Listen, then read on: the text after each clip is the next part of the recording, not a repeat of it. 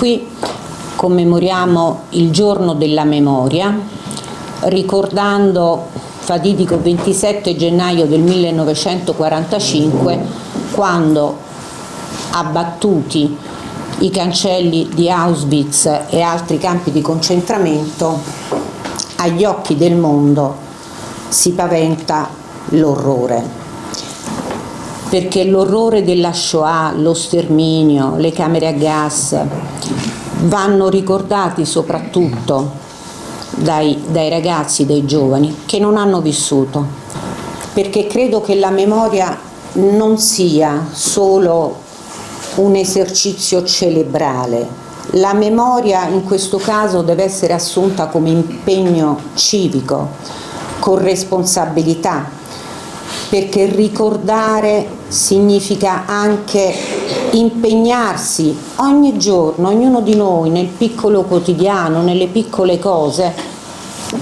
a fare in modo che certi eventi non succedano più. Oggi è stata celebrata anche a Nuoro la giornata della memoria con una cerimonia ufficiale in prefettura in cui è stato ricordato il coraggio degli IMI sardi internati nei campi di prigionia nazisti durante la Seconda Guerra Mondiale. Il prefetto Alessandra Nigro ha richiamato tutti, in particolare i giovani, a un impegno quotidiano. La memoria dello scempio nazista, infatti, deve trasformarsi in un messaggio di pace che duri 365 giorni all'anno. Il cuore delle celebrazioni è stata la consegna delle medaglie d'onore ai familiari di due figure simbolo degli IMI sardi, Giuseppe Cabras, originario di Bono, e Giovanni Andrea Lorrai, originario di Urzulei, che preferirono essere rinchiusi nei lager nazisti pur di non aderire al nazifascismo. I racconti di mio padre Giuseppe erano soprattutto i momenti terribili di maltrattamenti fisici, morali, e questa fame, questo freddo terribile, orari di lavoro interminabili, posti dove realmente loro vivevano la quotidianità, che erano poco meno veramente delle baracche, dei posti freddissimi, quindi fame, sporcizia e anche umiliazioni e vessazioni, anche perché, come è stato ricordato, i carabinieri in realtà venivano visti male per il discorso giuridico che loro praticamente non dettero. Il loro onore è stato fissato soprattutto al re e non tanto alla Repubblica fascista. Allora vorrei dirgli che insomma questa medaglia se l'è meritata, perché insomma ha vissuto tutto questa tragedia proprio vivendo anche, credo anche con amici che magari siano morti in questa tragedia. Sì, mio nonno era un soldato del Genio Minatori del 18° reggimento, è stato prelevato a Spalato dai tedeschi e dopo 7 giorni di viaggio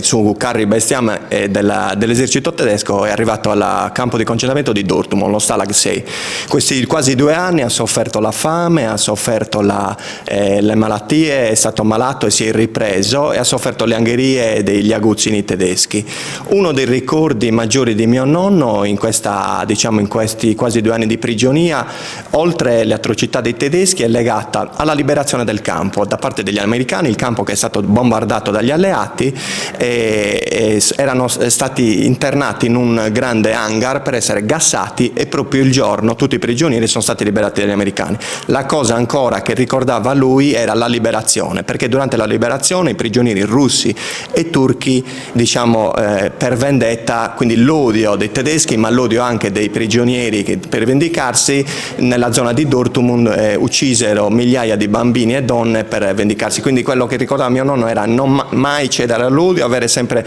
la dignità umana e riuscire a volte a perdonare anche contro i nemici e gli avversari che ti hanno fatto del male. Allora, gli IMI erano gli Italienische Militare Internierten,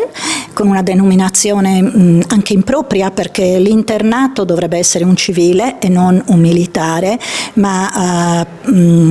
con accordi Mussolini-Hitler, essi non furono considerati prigionieri di guerra,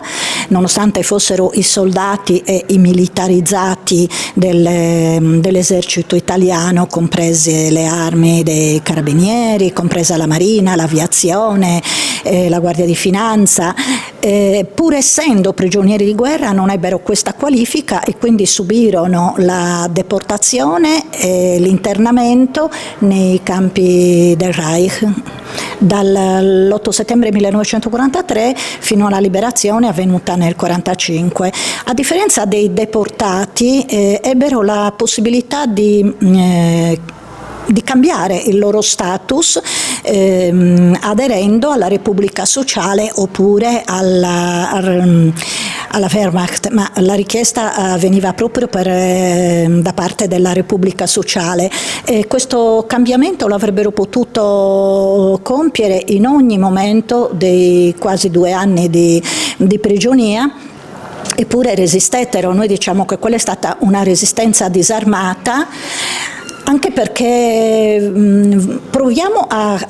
pensare che questi 650.000, tanti furono quelli resistenti in Stalag o in Oflag, se questi 650.000 avessero aderito alla Repubblica Sociale e fossero stati rimpatriati così come era previsto, con un esercito che era l'esercito nuovo di Mussolini, quanto sarebbe durata, cosa sarebbe stata la resistenza in Italia con un apporto così notevole di militari